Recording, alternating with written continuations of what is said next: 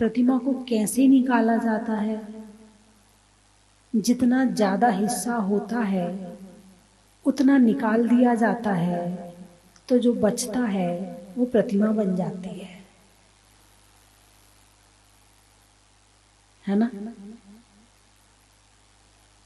और प्रतिमा जब बनी है तो वो भगवान बन जाती है, पूजा के योग्य हो जाती है। एक जगह पर प्रतिमा का काम चल रहा था। एक व्यक्ति परीक्षा करने के लिए पहुंचा कि ये प्रतिमा बनाने वाले कैसे हैं। तो वो पहले से जाके पूछता है, भाई तू क्या कर रहा है? बोले दिखता नहीं, पत्थर से सिर मार रहा हूं। और क्या कर रहा हूं? क्या कर रहा था? प्रतिमा बना रहा था। बोला क्या? पत्थर से सिर मार रहा हूं, गुस्से में था। दूसरे के पास गया, बोले भाई तू क्या कर रहा है? पेट पालन कर रहा हूं, परिवार है, घर चलाना है, पैसे की जरूरत है, कुछ ना कुछ तो करना पड़ेगा ना, इसलिए ये प्रतिमा बना रहा हूं। तीसरे के पास गया, जाकर के पूछा भाई तू क्या कर रहा है? बोले मैं भगवान बना रहा हूं। मेरा सौभाग्य है कि मुझे भगवान बनाने का मौका मिला है। दुनिया में काम तो बहुत सारे हैं, मगर मुझे भगवान बनाने का मौका मिला है, इससे बड़ा मेरा सौभाग्य क्या हो सकता है। काम सब कर रहे हैं इस दुनिया में, लेकिन अहोभाव पूर्वक अपने आप को धन्य मानते हुए, अपने आप को सौभाग्यशाली मानते हुए कितने लोग काम करते हैं। घर में भोजन बनाते हो, कैसे बनाते हो? कोड़ कोड़ के बनाते हो, लड़ लड़ के बनाते हो। हमारी तो किस्मत फूट गई, सारे दिन चौके चूल्हे में जिंदगी निकल गई। हमारी किस्मत में तो यही बदा है। वो देखो क्या नौकरी करने जाती है। यदि एक देवरानी घर में हो और एक नौकरी करने जा रही हो, तो दोनों में कितनी कषाय होती है आपस में। ये देखो क्या मजे से चली गई। वो तो घर सारा हम ही तो संभाल रहे हैं, इनके बच्चे संभालो, अपने संभालो, हम इसीलिए तो है। अहोभाव नहीं है। काम चाहे कोई भी हो, हर काम में यदि अहोभाव पूर्वक किया जाए तो वो काम सेवा बन जाता है, वो काम पुण्य का कारण बन जाता है। उस काम से आप बहुत कुछ प्राप्त कर सकते हो और सुख प्राप्त कर सकते हो। मैंने एक चतुर्मास में देखा, एक लड़का वहां झाड़ू पोछा करता था, धुलाई करता था, पोछा लगाता था, बड़ा मनमौजी लड़का था। जब धुलाई करता तो हाथ में वो क्या कहते हो, नली, पाइप लेके दुनिया भर के फूल जैसे बनाता था। पहले तो पानी से पानी के फूल बनाता था, खेलता था। काम तो करना है, लेकिन काम को खेल बना लिया। पहले वो पूरे फूल बनाता था, फूल बनाने के बाद फिर उसको अलग अलग करता था, फिर एक साथ करता था, फिर झाड़ू लगाता था। और झाड़ू लगाता था यूं लगाता था जैसे कोई डांस कर रहा हो। डांस करते करते झाड़ू लगाता था, आनंद लेता था। यदि उसे पूजा की थाली, जो द्रव्य की थाली होती थी, यदि उसको यहाँ से वहां ले जाकर भी रखना है तो ऐसे ले जाके ऐसे नहीं रखता था। वो रास्ते में ऐसे ऐसे करता था कि ये लोग पूजा करते समय ऐसे ऐसे करते हैं, चलो मैं भी ऐसे ऐसे करके रखूंगा। ये उसकी पूजा हो गई। यानी काम कोई भी हो, हर काम में अहोभाव हो तो आनंद आता है और उस काम का रिजल्ट मिलता है। एक गिलास किसी ने पानी मांगा, चिल्ला पड़े, अभी तो दिया था, फिर पानी चाहिए, ले लो अपने आप से उठ के। तुम्हारे नौकर हैं क्या? सारे दिन तुम्हें पानी देते रहे क्या? अरे बोलिए ना। और तुम तो छोड़ो, तुम्हारे बच्चे तुमसे ज्यादा है काम के मामले में। तुम्हारे अंदर तो फिर भी संस्कार है कि तुम भोजन बना रही हो, तुम्हारे अंदर तो फिर भी संस्कार है कि तुम झाड़ू पोछा कर रही हो, कि ये आने वाली पीढ़ी तो और नहीं करना चाहती है। जबकि घर और दुकान दो फैक्ट्री हैं, एक दुकान भी फैक्ट्री है और एक घर भी फैक्ट्री है। घर वो है जहां संस्कार मिलते हैं, घर वो है जहां शुद्ध भोजन मिलता है, घर वो है जिससे आदमी की निश्चिंतता बनी रहती है, घर वो है जहां बच्चों को टेंशन नहीं होती है, घर वो है। घर में एक महिला है, एक महिला के रहने से पूरा घर में शांति रहती है, मन शांत रहता है। पति को पता है घर में मम्मी पापा बूढ़े हैं, लेकिन पता है सेवा हो रही है, दिमाग शांत है।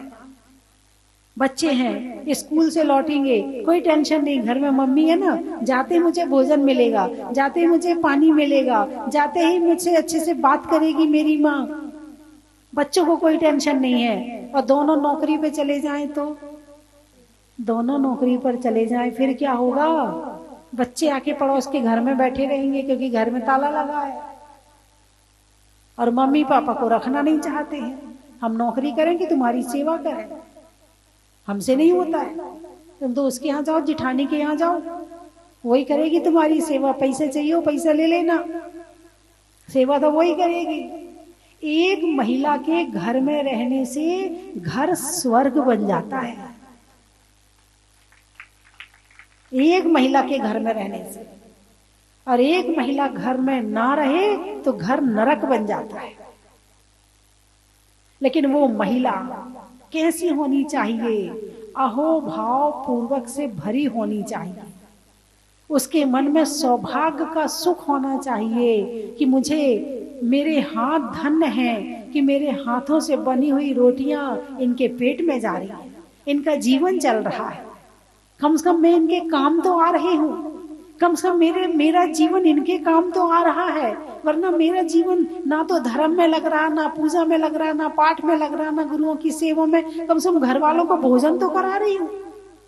और वही महिला जब गुरु की सेवा करती है, यदि घर में रहेगी तो गुरु की सेवा के लिए भी टाइम मिलेगा, घर में रहेगी तो पूजा के लिए भी टाइम मिलेगा, घर में रहेगी तो प्रेरणा के लिए भी टाइम मिलेगा कि जाओ अभिषेक करो, तुम अभिषेक करना, मैं अभिषेक देखूंगी, आप मुझे गंधोदक नहीं दोगे क्या?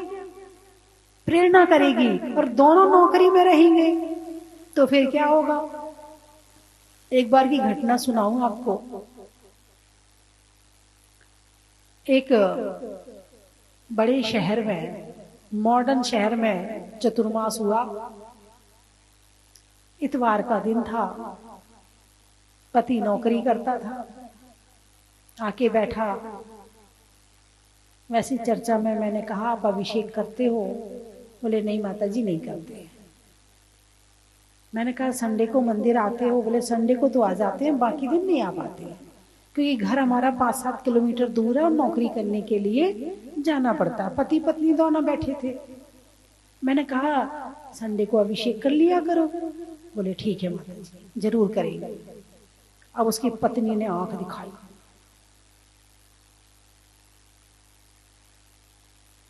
नहीं कर लूंगा माता जी, कोई बात नहीं, ये तो कह रही है ऐसी कोई बात। बोले बाहर चलना, जरा 1 मिनट बात करनी है आपसे।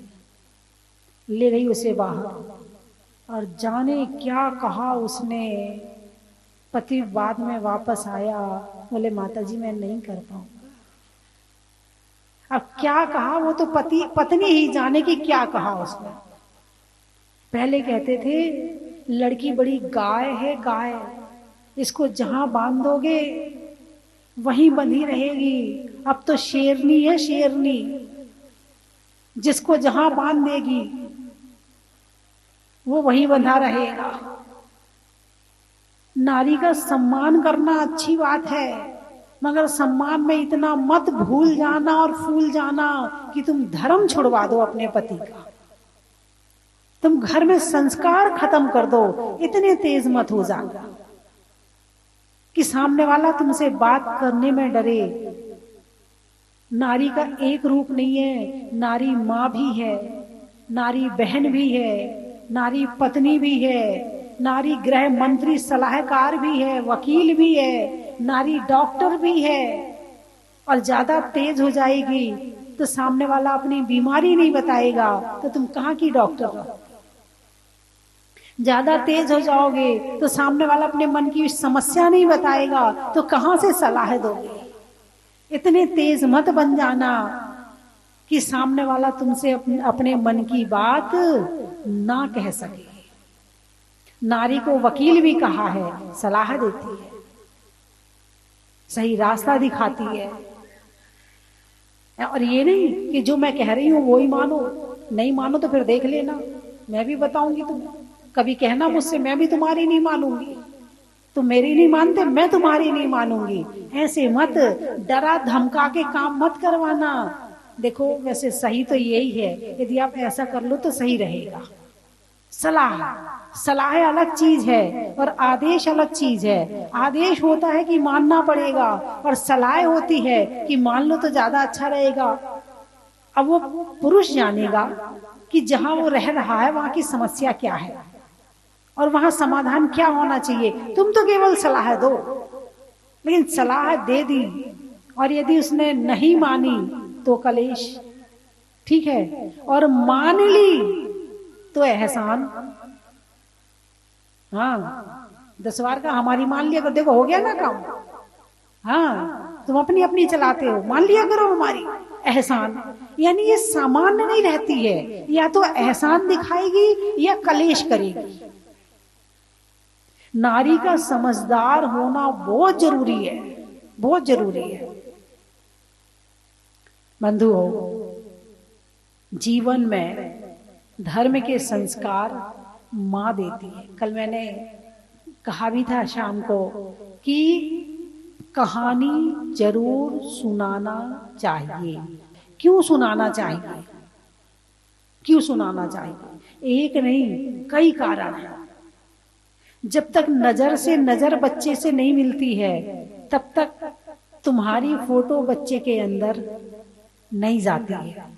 नजर से नजर कब मिलेगी? जब तुम उससे बातचीत करोगे। और सामान्य बात तुम्हारी सुनने वाला वो है नहीं है, फिर क्या करना पड़ेगा? बातों में क्वालिटी। क्या चाहिए? क्वालिटी। क्वालिटी कहाँ से आएगी? तुम्हारे पास ना हो तो शास्त्रों से ले लो, तुम्हारे पास ना हो तो किताब से ले लो, कुछ कहानियां पढ़ो, मैना सुंदरी की, श्रीपाल की, सोमासती की, मनोवती की, मनोरमा की, पांडवों की, हैं, श्री राम की, तीर्थंकरों की, तीर्थंकरों के माता पिता की, बाहुबली की। यानी कहानियां का मतलब कथा। और कथा भी कौन सी? जो पहले प्रैक्टिकल रूप में जिन्होंने जीवन जिया है। ऐसी कहानियां अपने बच्चों को सुनाओ। अब आपको सिखाना है कि चोरी नहीं करना चाहिए। अब आप बच्चे से कहोगे बेटा चोरी नहीं करना चाहिए, वो नहीं मानेगा, नहीं मानेगा। क्या करें? नहीं मान रहा है, उसे कहानी सुनाओ। बेटा देखो, एक चोर था, उसने चोरी करी, पुलिस ने पकड़ा, उसे डंडे पड़े, जेल में बंद कर दिया, माता पिता से दूर होना पड़ा, परिवार से दूर होना पड़ा। कहानी से सिखाया, अच्छा ऐसा होता है, ठीक है, अब मैं चोरी नहीं करूंगा।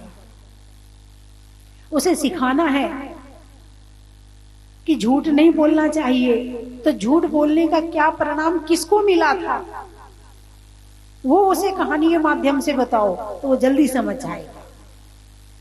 जीवों की हत्या नहीं करनी चाहिए तो उसका कहानी सुनाओ, कथा सुनाओ उसे कि क्यों नहीं करनी चाहिए। क्योंकि हर बच्चा क्यों शब्द पहले रखता है, क्यों नहीं करनी चाहिए। नहीं करनी चाहिए, चोरी नहीं करनी चाहिए।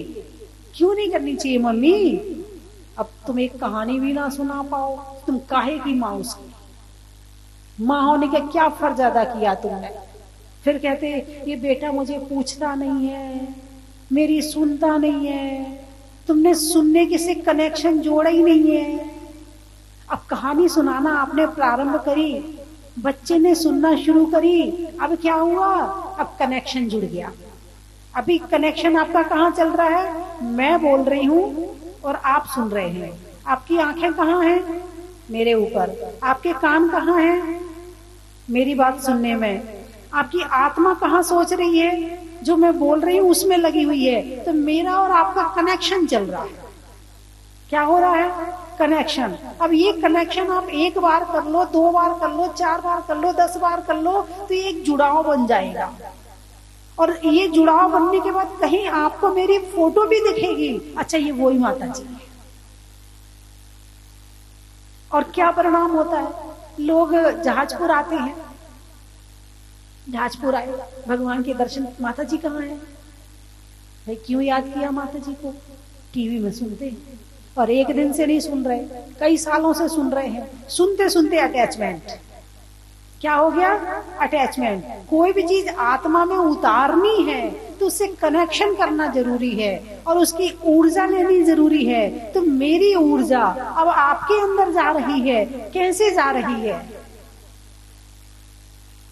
कान के माध्यम से, आंखों के माध्यम से, विचारों के माध्यम से। मेरी ऊर्जा आपके अंदर जा रही, तो आप मुझसे अटैच हो रहे हैं। और जो ज्ञान पाओगे और वो जो जीवन में काम आएगा वो अलग, ठीक है ना।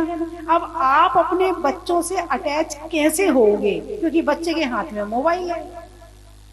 अब वो किससे अटैच होएगा, तुम तो मेरे से अटैच हो गए, लेकिन तुम्हारा बच्चा ना तो हमसे अटैच है, ना तुमसे अटैच है, ना हमारी मानेगा ना तुम्हारी मानेगा। मानने के लिए सबसे पहले जरूरी है अटैच होना।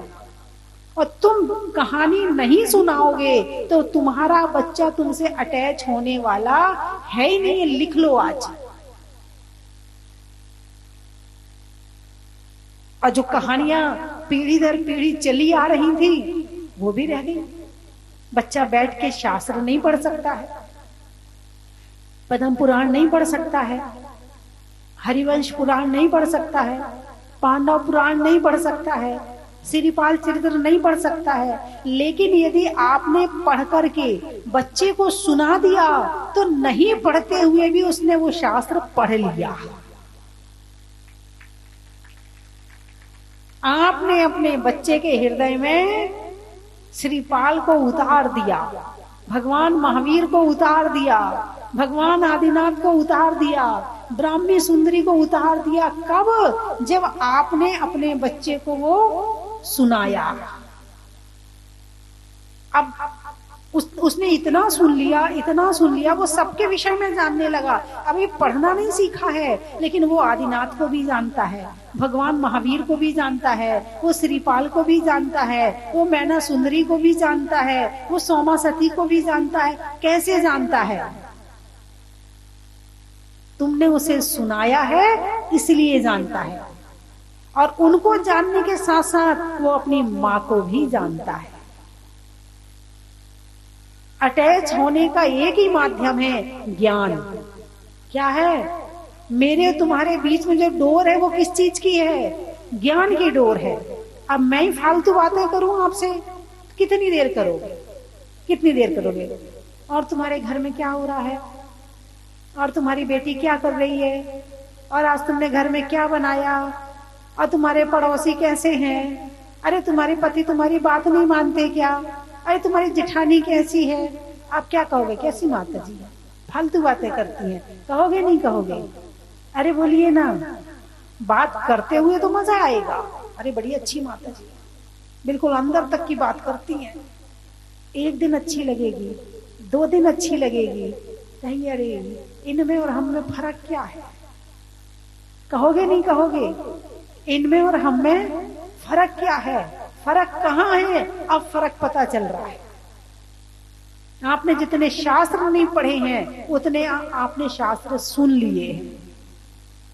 यदि आपने स्टोपदेश नहीं पढ़ा, मैंने स्टोपदेश पर प्रवचन किए थे, वो आपने सुन लिया। आपने छह ढाला नहीं पढ़ी, मैंने छह ढाला आपको सुनाई, आपने छह ढाला सुन ली। आपने जो शास्त्र नहीं पढ़े, कर्म कांड नहीं पढ़ा, बहुत सारी बातें मैं कर्म कांड की बताती हूँ, कभी समय सार की बताती हूँ, कभी जीव कांड की बताती हूँ, कभी प्रथमान योग बताती हूँ, कभी रत्नन श्रावकाचार्य की बताती हूँ। आपने पढ़ा नहीं है, लेकिन मेरे कहने से आपने सुन लिया, ठीक है ना, ज्ञान तो हुआ ना। ठीक ऐसे ही आपका बच्चा छोटा है, वो नहीं जानता है, और उस समय जो आपने उसके दिमाग में लिख दिया वो अमिट हो जाएगा, वो जिंदगी में कभी भूलेगा नहीं। क्योंकि जो आप बचपन में बच्चे को, आपने जो बचपन में सीखा था, आपको याद है कि नहीं? प्रभु पतित पावन की विनती कब पढ़ी थी? बचपन में। राजा राणा छत्रपति कब पढ़ा था? बचपन में। याद है कि नहीं? और जो जवानी में याद करोगे हो सकता है भूल जाओ, लेकिन बचपन का याद किया हुआ नहीं भूलते हैं। तो सारे शास्त्र जो आपके हैं आप खुद पढ़ो या सुनो, और उसके बाद अपने बच्चों को सुनाओ, ताकि उनके हृदय में जो लिखा जाएगा वो जिंदगी भर काम आएगा। इसलिए अपने बच्चों को कथाओं के माध्यम से, कहानियों के माध्यम से अपने से जोड़ो, और जब वो धीरे धीरे आपकी कथाओं में अंदर आएगा, इंसान को पकड़ने का एक ही माध्यम है, दूसरा माध्यम है ही नहीं है। चाहे तुम्हारे पति हो, चाहे तुम्हारी लड़की हो, चाहे तुम्हारा बेटा हो, पकड़ने का एक ही माध्यम है। क्योंकि पुरानी पुरानी बात करके सब बोर हो जाते हैं, सुन सुन के बोर हो जाते हैं। और बच्चे तो तुमसे ज्यादा होशियार है, तुमसे ज्यादा। देखना मम्मी ऐसा कहेगी, देखना देखना मम्मी ऐसा कहने वाली, देखना। और मम्मी तो कहने वाली थी कि देख मैंने कहा था ना मम्मी कहेगी। क्योंकि तुम्हारे पास रिपीटेशन इतना है कि बच्चे भी समझने लगे कि तुम क्या कहने वाली हो। तुम नया कुछ सुनाती नहीं हो बच्चों को। तुम लोग आपस में भी जो चर्चा करती वो भी पुरानी होती। और क्या बनाया आज? और बिटिया आज क्या बनाया तूने? रोटी? क्या रोटी बनते जा रही हो बिटिया की सब्जी छुपती जा रही है? बोर नहीं होती तुम लोग रोज रोज एक ही बात करके? शास्त्रों को पढ़ो, रोज नया मिलेगा, रोज नया मिलेगा, रोज नया मिलेगा, और ऐसा मिलेगा कि मन ताजा हो जाएगा। तो कहानी सुनाना चाहिए कि नहीं सुनाना चाहिए? बच्चे भले बड़े हो जाएं, लेकिन यदि माँ कहानी सुनाती है और बच्चे समझदार हैं, जरूर सुनेंगे। अरे बोलिए ना, सुनाना चाहिए कि नहीं? मेरी इतनी बात बताने से कहानी सुनाना चाहिए कि नहीं, हाँ या ना? तो कौन कौन सुनाएगा अपने बच्चों? इससे तुम्हारा दिमाग भी तेज हो जाएगा, है ना। दिमाग में टेंशन घूमती रहती है। जब तुम कहानी सुनाओगे तो तुम्हारा मन भी फ्रेश हो जाएगा, तुम्हारे मन में भी नए विचार आएंगे। तुम भी ढूंढोगे कि कहानी आज सुनाना तो कहाँ से लाए हैं। तुम भी कभी मोबाइल में ढूंढोगी, कभी कहीं ढूंढोगी, खोज करोगी, तो तुम्हारे दिमाग में जो रोज रोज दिन भर की टेंशन भरी रहती है वो भी ठीक हो जाएगी। जो डिप्रेशन की बीमारी है वो भी ठीक हो जाएगी। जो ओवर थिंकिंग है वो भी ठीक हो जाएगी। अरे बोलिए ना, हाँ या ना? तो कौन कौन एक कहानी रोज पढ़ेगा? चलो पहले पढ़ने पे आते हैं। एक कहानी रोज पढ़ेगा, अच्छे से हाथ उठाकर बताओ। एक कहानी रोज पढ़ेगा। आप नहीं पढ़ोगे? पढ़ोगे? हाँ, बच्चे भी हाथ उठाए। हाँ, ऐसा नहीं कि शास्त्र से ही ढूंढनी पड़ेंगे। शास्त्र हो तो और अच्छी बात है, क्योंकि शास्त्र से पढ़ने में नमोकार ग्रंथ, इसमें ये कहानियों से भरा पड़ा है। बहुत अच्छी अच्छी कहानियां हैं। ये नमोकार ग्रंथ है, यदि कहीं मिल जाए तो जरूर पढ़ना इसको। मंदिर में भी होगा मेरे ख्याल से तो आपके, है ना। बहुत सारी कहानियों के बहुत सारे ग्रंथ हैं, आप कहीं से भी निकाल लो। छोटी छोटी कहानियां, छोटी छोटी कहानियां। अनाज में चने का, गर्मी में पने का, और विधान में बैठने का, निधियों में मारवक का, विद्वानों में चाणक का, और कल भगवान के केवल ज्ञान कल्याणक का। बड़ा ही महत्व है। चलने में पात का, मित्रों में साथ का, और तीर्थंकरों में मुनि सुब्रत नाथ का। बड़ा ही महत्व है। पंखा में झलने का, बच्चों में पलने का, और 23 अप्रैल को भगवान के जमीन से निकलने का। बड़ा ही महत्व है। 23 तारीख को जहाँ तक बनेगा तो मैं आपको जहाजपुर से भगवान निकले कैसे थे और कैसे फिर अतिशय चमत्कार हुए वो सुनाऊंगी आपको, ठीक है।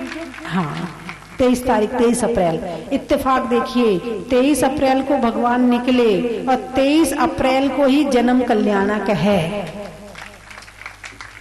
2020 में भी ऐसे ही हुआ था, 20 तारीख दूसरा महीना 20/2 और 20/20 को भगवान का मोक्ष कल्याणक था। कैसे अपने आप संयोग मिलते हैं। देने में शुभ के दायक का, बनने में लायक का और विधान के यज्ञ नायक का। कुबेर जंगल में शेर का, फलों में बेर का और बनने में कुबेर का।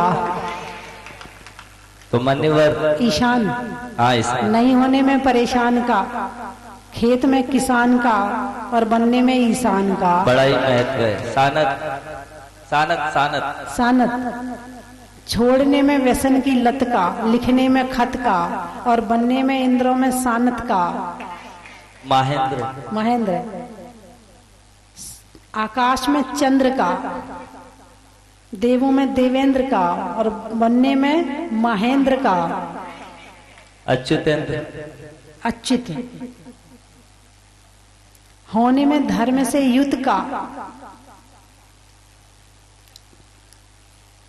मनुष्यों के बुत का और बनने में अच्युत का। बड़ा ही महत्व है। आनत आनत, अच्छा, होने में नत का, पानी में पत का और आने वालों में, बनने में आनत का। बड़ा ही महत्व है। प्राणत प्राणत का भी ऐसे नत नत सारे इकट्ठे हो जाओ। आनत प्राणत का बड़ा ही महत्व है। आइएगा लांतव लांतव, सुधरने में भाव का, करने में अभिनव का और इंद्रों में लांतव का। कापिष्ट इष्ट, अच्छा, दिशा में इष्ट का,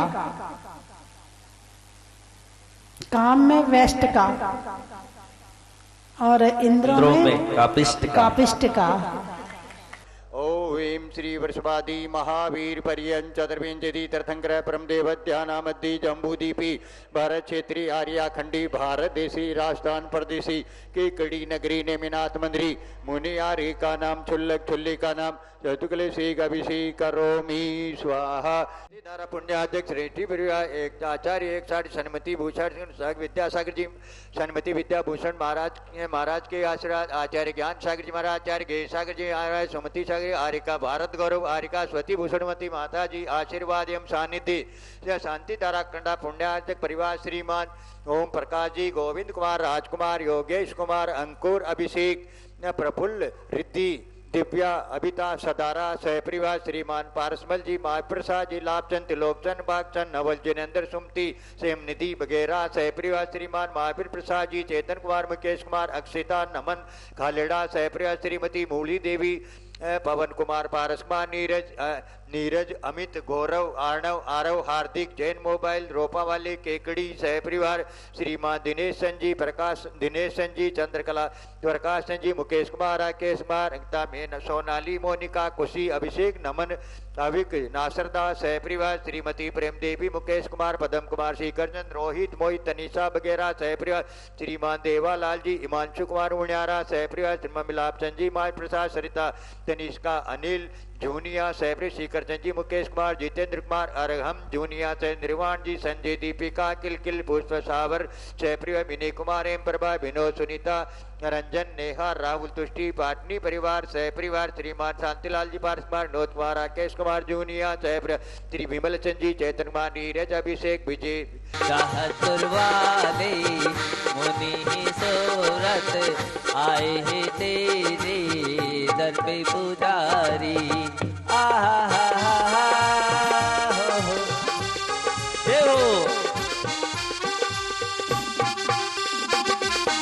वो सब जन दीप जलाए प्रभु की भक्ति गाए, वो सब जन दीप जलाए प्रभु की भक्ति गाए। वो दीप कर दे पावन, वो खिलेगा ये तन मन, वो दीप कर दे पावन, खिलेगा ये तन मन। भक्ति की है बात गुरु माँ आज थारे आनो है, ये कोल निभानो है भक्ति की है हाथ।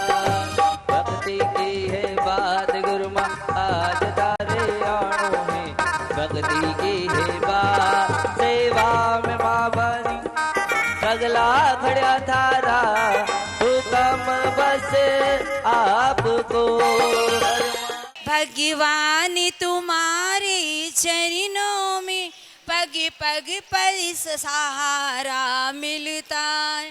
किसी और चले किसी और रुके, पग पग पे इशारा मिलता है। भगवान तुम्हारे चरणों में पग पग पे सहारा मिलता है। 23 अप्रैल 2025 मुनीश्वरनाथ भगवान को भूगर्भ से निकले हुए पूरे 12 वर्ष होने जा रहे हैं। 23 अप्रैल 2013 भगवान महावीर के जन्म कल्याणक के दिन मुनीश्वरनाथ भगवान भूगर्भ से निकले और इस 23 अप्रैल को पूरे 12 वर्ष होने जा रहे हैं। और उसी दिन एक विशेष संयोग मिला है।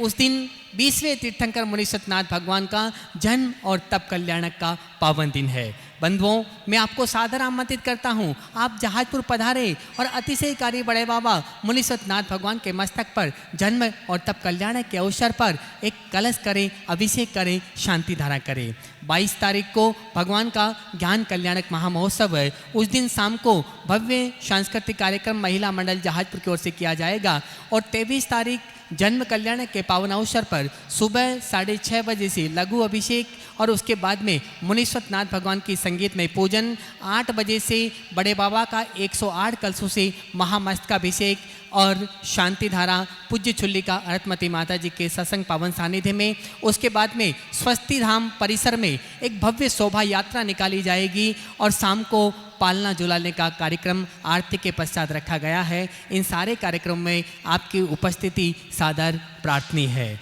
बंधुओं, मैं तो चाहता हूँ आप यहाँ पधारें और 23 अप्रैल को भगवान के जन्म कल्याणक का एक कलश अवश्य करें, क्योंकि उसी दिन भगवान को भूगर्भ से निकले 12 वर्ष भी होने जा रहे हैं। अगर आप नहीं आ सकते हैं तो उस दिन अपने परिवार की ओर से एक कलश और शांति धारा का पुण्यार्जन कर सकते हैं, जिसकी न्योछावर राशि है 5100 रुपये।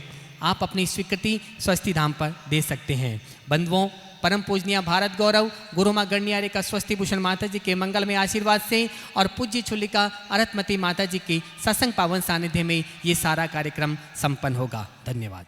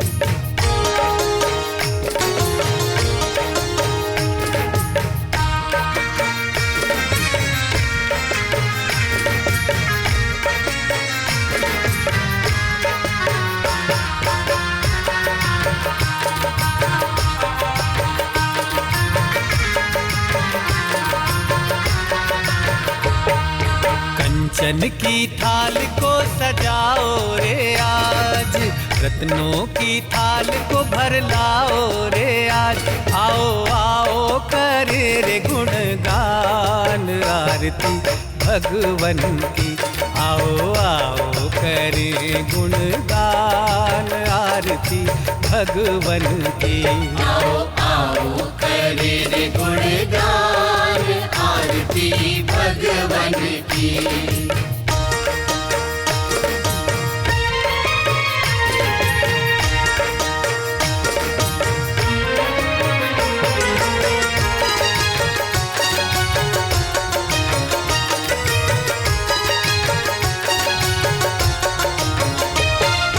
पिता सुमित्र के राज दुलारे, माँ पद्मा जी के नैनों के तारे।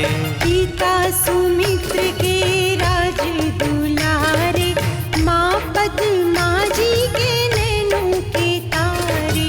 राजगृही में जन्म लियो आप, राजगृही में जन्म लियो आप। आओ आओ मनाए खुशी आज आरती भगवन की। आओ आओ करे रे गुणगान आरती आरती भगवन की। आओ आओ करे रे गुणगान आरती भगवन की।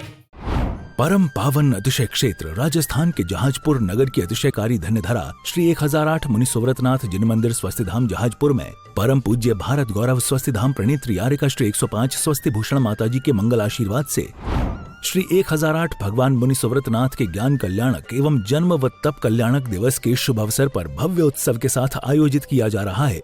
श्री मुनि सुव्रत विधान एवं 1008 भगवान मुनि सुव्रतनाथ जी का 1008 कलशों द्वारा महामस्तकाभिषेक मंगल बेला 22 व 23 अप्रैल 2025। ऐसे पुण्यशाली अवसर पर श्री जी का महामस्तकाभिषेक करने का पुण्यार्जन अवश्य प्राप्त करें। एक कलश की राशि मात्र 5100 रुपए। अधिक जानकारी हेतु संपर्क करें 9782063107 8824620107।